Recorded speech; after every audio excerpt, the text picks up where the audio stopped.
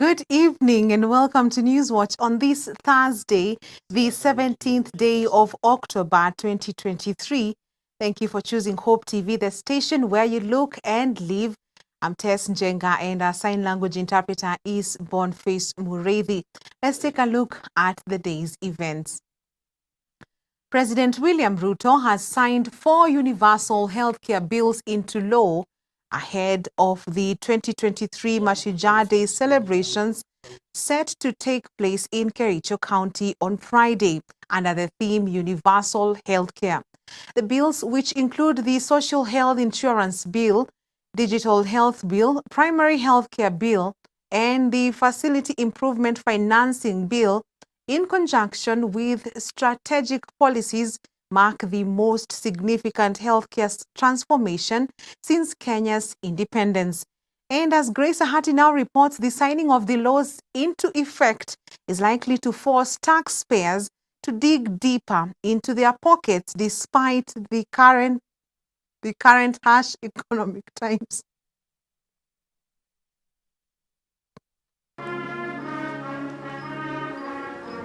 In a bid to accelerate the implementation of the Universal Health Coverage UHC in the country, President William Ruto has signed 4 UHC bills into law, a move that is likely to demand more taxes from employees. The newly enacted Social Health Insurance Act establishes the Social Health Authority and introduces 3 new funds, securing publicly funded primary health care, universal health insurance, and equitable access to quality health services. The Primary Healthcare Act, on the other hand, emphasizes preventive and promotive health services, setting the stage for effective primary healthcare delivery. The Facility Improvement Financing Act empowers public health facilities with autonomy and unified approaches, while the Digital Health Act streamlines technology adoption in healthcare, improving data sharing and patient care. Speaking at State House, Nairobi, after signing the bills, President William Ruto termed the move as a significant step towards making healthcare universal for all Kenyans.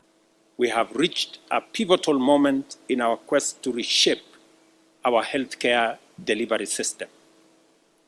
Today, 4 crucial bills for the implementation of universal healthcare have become law.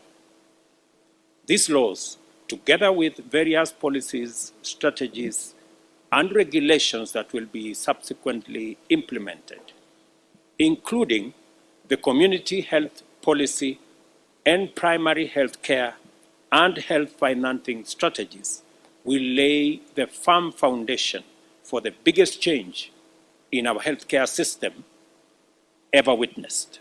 The president has noted that in line with the Kenya Kwanza manifesto, his government is committed to achieving universal health coverage using various instruments, emphasizing on the need for a fully financed primary healthcare mechanism comprising preventive, promotive, curative, palliative, and rehabilitative services. With health insurance coverage at a low of only 26% nationally, out-of-pocket costs are decimating families and keeping sick people away from treatment. The new Social Health Insurance Act will now address financial barriers to healthcare and the existing challenges faced by NHIF by establishing the Social Health Authority. On her part, Health Cabinet Secretary Susan Nahumicha has stated that the 4 bills usher in a paradigm shift in the legal and institutional framework for healthcare in Kenya, aiming at achieving universal healthcare UHC in the country. Today, signing of these bills, the Social Health Bill, Your Excellency, as a woman, as a mother, as somebody with health information or who has been in the sector, this is the day that the doctors say that the mother who is pregnant is quickening. We have started now kicking as a ministry. Reporting for Hope TV Newswatch, I'm Grace Ahati. Thank you, Grace Ahati, for that report. Now, anti-corruption magistrate Eunice Nyutu, who's handling the 63 billion shillings Aror and Kimorer graft case, has declined to bow out of the case. In her ruling, Magistrate Eunice Nyutu said the application by the Director of Public Prosecutions failed to establish that the court was biased. As Kennedy Kimani now reports, the prosecution had made an application to have Nyutu disqualify herself on grounds that she showed open bias and hostility towards them. Magistrate Eunice Nyutu has refused to step down in the 63 billion shillings Aurora and Kimorer graft case, following an application by the Director of Public Prosecutions to have Magistrate Nyutu disqualify herself on grounds that she showed open bias and hostility towards them. In her ruling, Magistrate Nyutu said the application failed to establish that the court was biased. It is my finding that the application for recusal was calculated at compelling the court into granting an adjournment by any means necessary. This amounts to an abuse of the court process.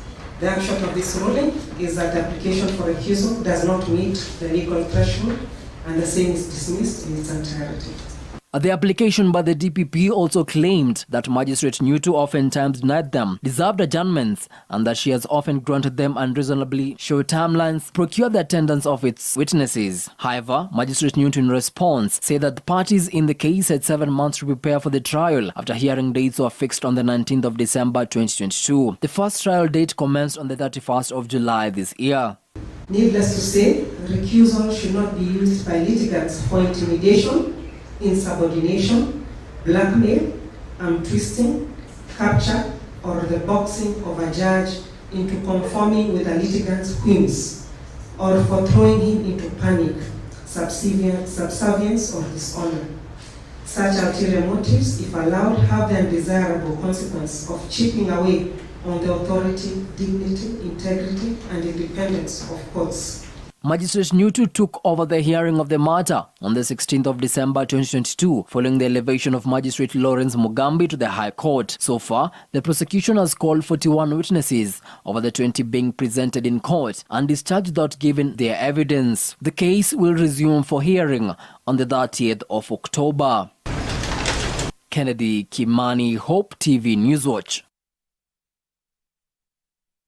Much appreciated, Kennedy Kimani. Moving on, Ezra Chiloba has resigned as Director General of the Communications Authority in the country. The CA board confirmed his resignation through a press release. Chiloba was last month suspended and he submitted his resignation on Wednesday this week. The former IEBC official has been accused of corruption and abuse of office in the communication sector regulator's 662.4 million shillings mortgage scheme. The board of directors also appreciated his contribution to the organization and the wider ICT sector, wishing him success in his future endeavors.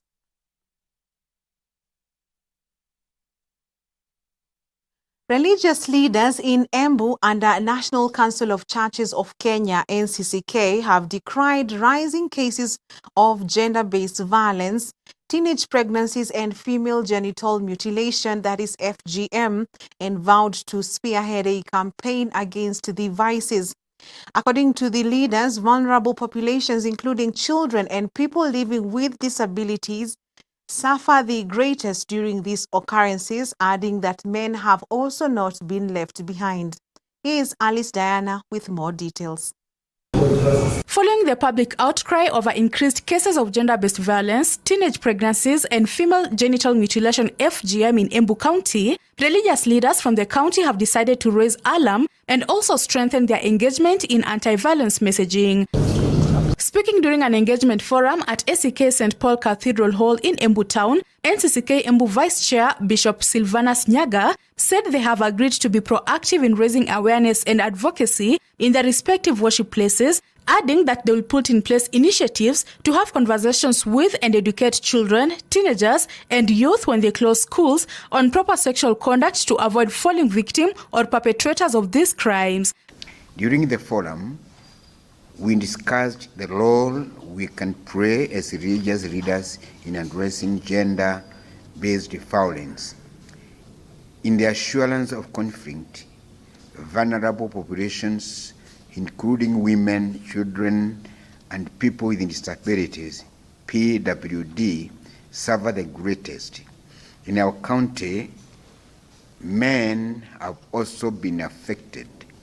We understood that the 4 pillars of the second Kenya National Action Plan, second on the United Nations Security Council Resolution 1323, including participation and promotion of peace and non-violence, prevention from violence, protection from all forms of conflict and relief and recovery. Hindu Council of Kenya representative in Mount Kenya region, Vimal Chadha, urged national and the county government of Embu to continue giving leadership on the multi-sectoral approach by coordinating the different actors working in addressing GBV to synergize initiatives. This forum proposes that we, the religious leaders, will be proactive in raising awareness, advocacy, and issuing anti-violence messages on this menace in our worship places and in our community, and sport initiatives aimed at addressing sexual and gender-based violence, SGBV, teenage pregnancies, and FGM. In this regard, we will put in place initiatives to have conversations and educate children, teenagers, and youth so they can close schools on proper sexual conduct to avoid falling victims or perpetrators of these occurrences. On his part, Embu Supreme Council of Kenya Muslim official Sheikh Ramadhan Juguna asked the judiciary to ensure severe discipline for the perpetrators to act as a deterrent. He also called for proactive responses by the security agencies and health facilities to GBV cases to ensure justice is served to the victims. According to the Center for Rights Education and Awareness, it received over 3,762 cases of gender-based violence in 2022. Out of those cases, 2,985 cases of GBV were by women, while 777 cases were by men. They increased the male and youth engagement in the initiatives aimed at addressing GBV, to champion the zero tolerance policy for GBV in all sectors of the county. Proactive responses by the administration and the health facilities to the gender-based violence cases. Alice Diana, Hope TV Newswatch. Thank you, Alice, for that report. And on that note, let us take a break on Newswatch tonight. We will be back with much more.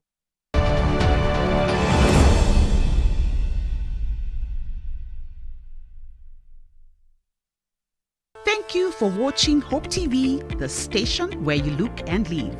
For feedback regarding our programming, you can WhatsApp us through 0708 222 323. SMS 22232, website www.hopemediakenya.org, or scan the QR code below.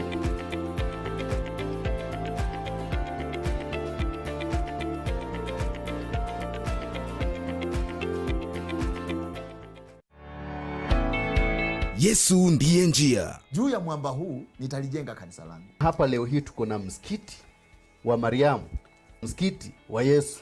Kumbe kuna msikiti wa Yesu. Ukiandika msikiti wa Yesu Kristo, yes, mwana wa Mariam, weka injili ndani, hubiria watu injili. Kitabu ya Yohana inaandikwa 110 AD na Ufunuo Yohana 248 AD. Na Qur'ani. Mimi nakueleza habari ya Yesu kwanza, ufahamu hiyo kwanza. Ungana na walimu wa neno wanapochambua masuala tata katika Biblia, wakiyalinganisha na vitabu vingine vya kidini. Qur'an imekuja mwaka 600 baada ya Injili. Yesu ndiye njia. Biblia inasema pepo la nini? La uaguzi. Pepo la uaguzi maana yake inaweza ikajua wewe nyumbani kwako umetoka saa ngapi. Unajua mapepo yanajua hivi. Kwamba leo ulikula chakula gani. Kama Bwana Yesu alitumwa kwa wana wa Israeli peke yao, wengine wetu ambao tunamwamini, basi sehemu yetu iko wapi? Yesu ndiye njia. Kila Jumamosi saa 2 hadi saa 4 ya usiku kwenye runinga uipendayo ya Hope TV.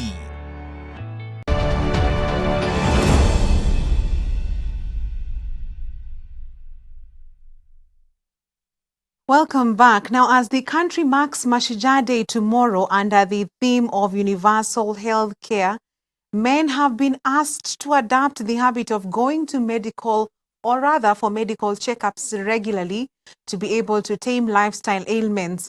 Medics as well as union leaders at the Jomo Kenyatta University of Agriculture and Technology, JKUAT, expressed concerns that majority of men usually shy away from medical screening exercises at the risk of compromising their health. Speaking during a health and wellness clinic for staff and students at the Juja main campus university, Academic Staff Union WASU Chapter Secretary General Shadrach Muya said his leadership is now paying serious attention to its members' healthcare. The JKUAT Chief Medical Officer, Dr. Patrick Murugu, said men are being encouraged to go for prostate cancer screening and other conditions like diabetes and blood pressure.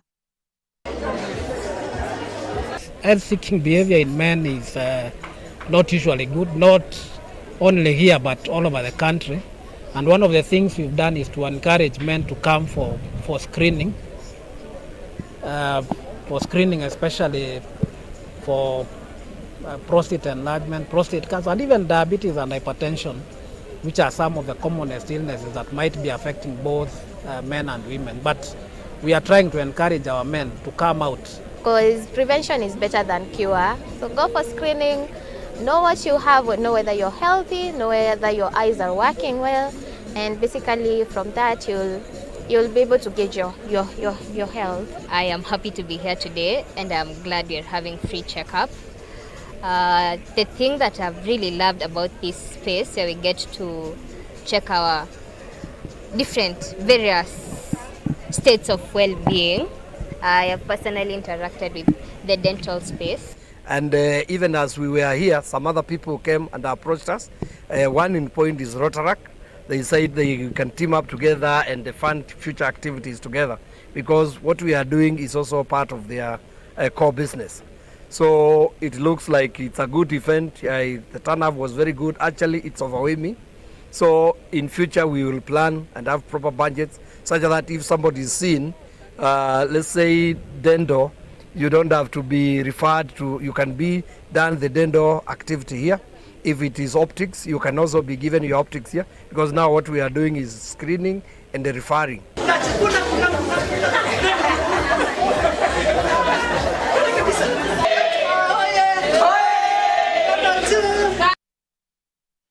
Police in Kiambu County have arrested 2 suspects accused of a series of thefts of electricity transformers owned by the Kenya Power and Lighting Company, KPLC. The county's Commissioner Joshua Kanatha said the 2 were caught with 1 transformer, with at least 60 others having been stolen or destroyed in the county, usually at night. According to Kiambu Police Commander Paminas Kioi, the transformer was stolen in Riabai area. Tumekuwa na shida kubwa sana ya wizi ya transformer Kiambu County. So far mwaka huu tumepoteza zaidi ya 60 transformer zile zimeibiwa ama zimekuwa vandalized.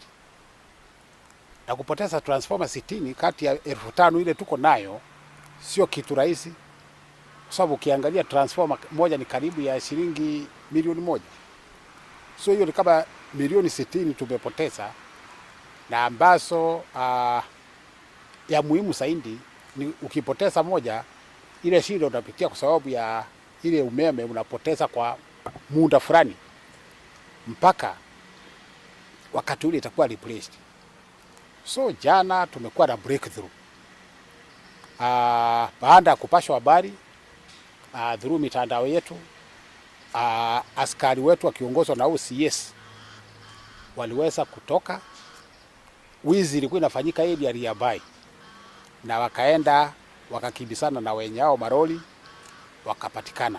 So tuliweza kulikava hii transformer na mtu mmoja. Hapa chini tena mnaona kazi ile ilifanyika juzi na ambaye tuko na masuspect kotini. Ile vitu polisi walilikava wakishirikiana machifu, bunduki bandia, sare za kipolisi. Officers yetu kakimbia huko na wakaweza kufuata gari ambayo walisuspect ndio ilikuwa imehusika kung'oa ile transformer. Wamekimbishana mpaka sehemu za Limuru huko, na kwa bahati mbaya huyu dereva akaenda akaingia kwa hii tunaita panya route. Kuingia kwa panya route akakuta mtaro, lori ikaenda ikaingia kwa mtaro. Sasa ikakuwa kuna mahali angekimbilia. Ndio officers wakang'ang'ana mpaka wameweza kukamata mshukiwa mmoja, na pia sasa hivi ile tunaongea kiko mwingine tumekamata ambaye analetwa. The residents of Ramula sublocation in East Game location, Siaya County, are challenging government officials and the local leadership to declare their stand on an alleged pending mass displacement of people to pave way for gold mining in the area. Speaking during a community forum held at Ramula Healthcare Grounds, the residents lamented that the elected leadership in the area, county government as well as national government officials have all been quiet despite reports that a private investor is to conduct an open mining venture of the precious metal in the area, occasioning relocation of the community. Members of the community led by Moses Adol have given Game legislator Elisha Odhiambo and Siaya Governor James Orengo 7 days to declare their stand on the matter, adding that they will file a petition with relevant government bodies to oppose the move. And we are surprised with what is happening. That is why we are resisting. And we do regret why the government, who should have given us the lead, is leaving us to bargain with the person who is buying us. What is happening to us here now is like an animal which is taken to the market and people are bargaining about you and you don't know. We don't wish that. This is our land. We were born here. If anybody wants to talk to us, he knows how to talk to us. As things stands now, we don't trust them. I don't trust anybody. I don't trust either the elected leaders because this thing has been on the ground for a long time. The MP has never talked about this. We were here with the MC last time, and today he was not he's absent because he had a slight accident. But we know the stand of the governor because he had talked about this before. Though, even though we know his stand, but we are going to do a petition to him. He must listen to the voice of the people that elected him to that office. The same applies to the president. Nimezaliwa hapa Ramula, tena nimeolewa Ramula. Kwa hivyo Ramula ni nyumbani. Sasa nimestuka sana kusikia ya kwamba watu wa Shanta wameingia Ramula na wanataka kutufukuza tutoke hapa na watoto wetu. Mimi kama mimi bwana yangu alishaaga. Sasa sijui nitapeleka wapi watoto wangu, nitapeleka wapi shamba yangu na nitaenda kuishi wapi. Hata wajamii wa hapa sijui nitawawacha ama tutaenda nayo pamoja. Now, as a way of controlling soil erosion from above average rains expected to fall from this month, farmers in Bungoma County have been encouraged to dig trenches in their fields to meet the challenge. It is a call by the Cereal Growers Association focusing on maize farming with the cooperation of the Bungoma County government. Mount Elgon and Kimilili constituencies farmers received training to address the challenges faced by maize farmers who said that the knowledge they receive will facilitate the production of food. Tunajaribu kufunza wakulima wetu kujiandaa kwa kutengeneza mitaro kwa mashamba yao, kwa sababu tunajua mvua ni chanzo cha kukua na mmomonyoko wa udongo kwa mashamba yetu. So ni vizuri wakulima wajiandae kwa kutengeneza mitaro kwa mashamba yao ili waweze kuzuia maji mengi ambayo ni ya mvua kuenda na udongo wao kwa shamba. As an organization, we have partnered with Solidaridad in supporting the smallholder farmer in the maize value chain. And of course, we know the challenges the farmers are facing in producing. So we are coming in to fill the gap in supporting farmers to produce optimally per unit area. And of course, we have partnered with the county government in providing extension services and complementing the services that the county is offering to our farmers. Hawa wakulima tunatarajia ya kuwa wakitoka hapa wanaenda kufundisha wakulima katika vikundi vyao. Kila mkulima mwenye wako hapa ako kwa kikundi fulani. Na hizi siku mbili tunataka hawa wakulima wajue zaidi kuhusu uzalishaji kwa mahindi. Na zaidi ya yote ni kwamba tuhimize pia vijana wasitegemee tu kazi ya kutafuta kwa maofisi bali waone ya kwamba hata kuna opportunity pale mahali walipo. Iwapo ana shamba hata kama ni nusu eka, ajaribu kilimo cha mahindi na alime kilimo bora, ili aone ya kwamba kinampatia fedha. Na pia tuwaelimisha wakulima ya kwamba katika hali ya mabadiliko ya hali ya anga, isiwe kizuizi cha kuishi, bali waone ya kwamba kuna miradi ambayo wanaweza kufanya na waone ya kwamba maisha yao yanaendelea. Wakipanda hayo mahindi wasitumie madawa iharibu mashamba, watumie mbinu ambazo zinaweza tengeneza hifadhi udongo, na sikifadhi udongo madini iendelee kukua kwa mashamba yetu.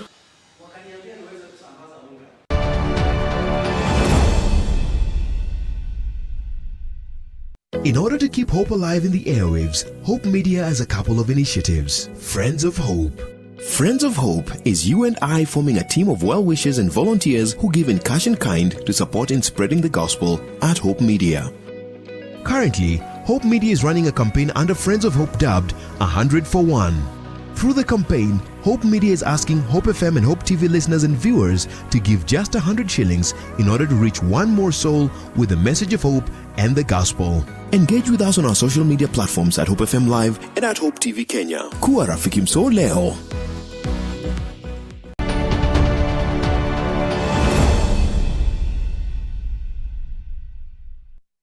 Welcome back. Now in business, International Housing Solutions IHS, a private equity fund manager investing in green affordable housing across sub-Saharan Africa, has, through its Kenya Green Housing Fund, signed an agreement with leading real estate development Mivida Homes that will result in the timely delivery of green, affordable and quality rental housing units.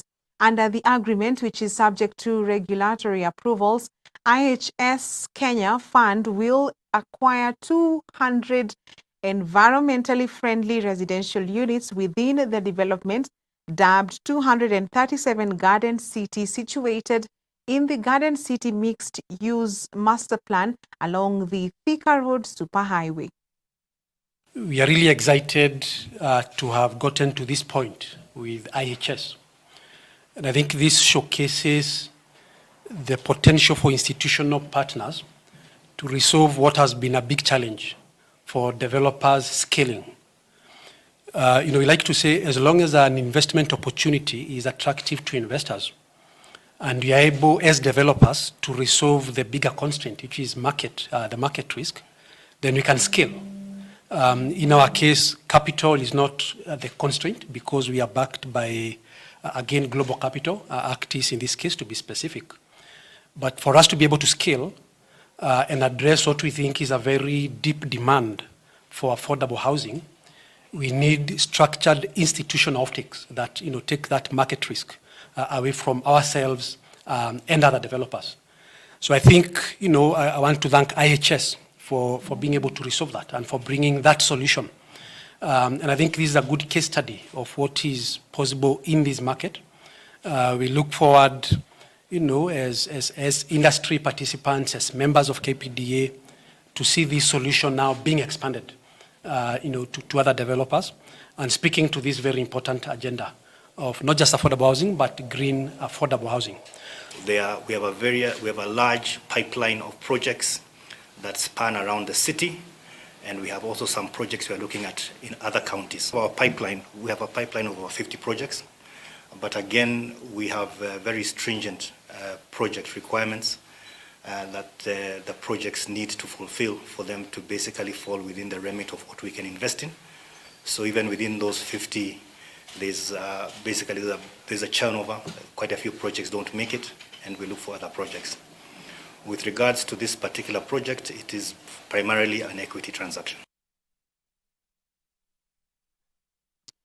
The Kenya International Freight and Warehousing Association, KIFWA, has released guidelines on minimum fees charged by clearing and forwarding agents aimed at streamlining and professionalizing the industry. KIFWA says the Kenya Revenue Authority, KRA, will be able to predict the revenue collection from the industry based on the minimum guidelines. The government will also see an enhanced collection from the industry. The guidelines will be effective from the 1st of December 2023 to give Kenyans ample time to adjust and where there are existing contracts between agents and customers to be notified. KIFWA Chairman Roy Mwanthi says all clearing agents must belong to an association before they are licensed by the Commissioner of Customs to carry out customs agencies, port clearance and logistic services. The industry has been disorganized for many years, leading to infiltration by quacks and cases of tax evasion where importers collude with unscrupulous clearing and forwarding agents. ERA, or the Ministry of Treasury, will be able to predict the revenues collectible from the industry based on the minimum guidelines that we are giving today. We have agreed as an industry that the effective date will be 1st of December. We are giving the Kenyan public ample time and a notice to be able to adjust, and where there are existing contracts to be able to be notified, so that at the commencement of 1st of December, these rates which we are showing and we are listening to the public will apply. We have seen an abuse of dominance where brokers who stand at the gates of showroom to guide willing buyers, the people who are looking for cars to buy, being paid 100 to 200,000 as a commission, while agents are being paid peanuts. The guidelines we are issuing or releasing today is basically geared towards professionalizing the industry and streamlining the manner in which the business of import and export is done. And KLM plans to renew its older generation long-haul fleet with Airbus A350 family aircraft in the coming years. The Airbus A350 is acknowledged as the most fuel-efficient and silent aircraft of its generation. Wide-bodied in design, the new aircraft has substantial benefits in terms of reducing CO2 emissions and noise impact. The Air France KLM Group has signed an agreement with Airbus for a total of 50 Airbus A350-900 and A350-1000 aircraft, with an option for 40 further aircraft. KLM expects to begin deploying the Airbus A350 on intercontinental flights from 2026.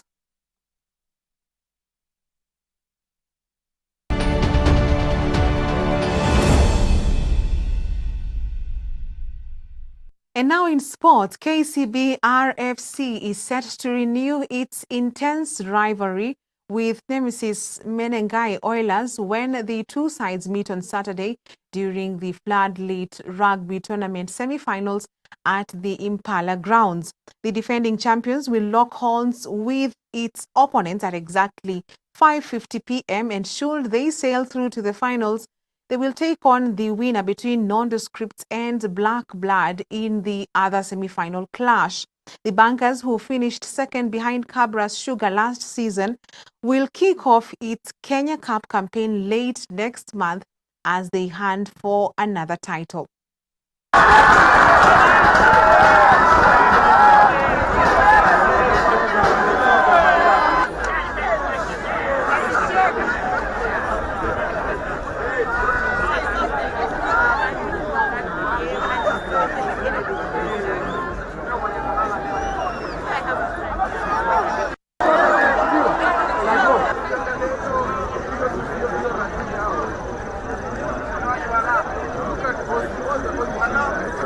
Now, Neymar is set to undergo service.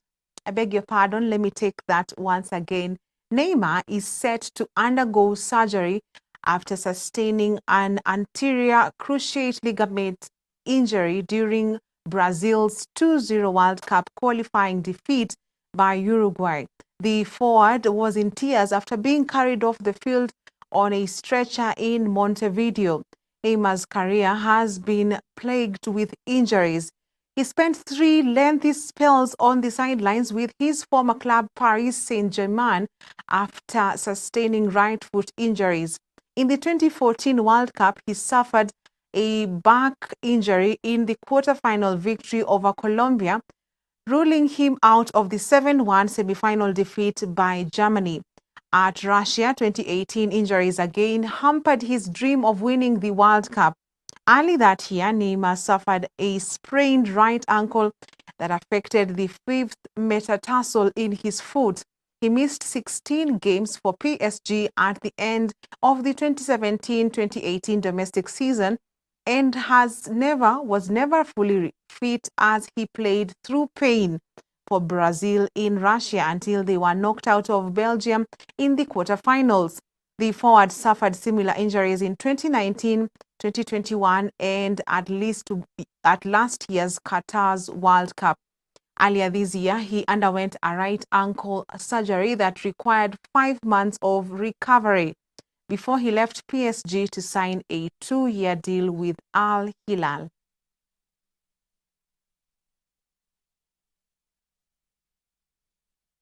And it's a wrap on Newswatch this evening. On behalf of the whole team, thank you for watching. I'm Tess Njenga and our sign language interpreter is Boniface Mureithi. Have a good night.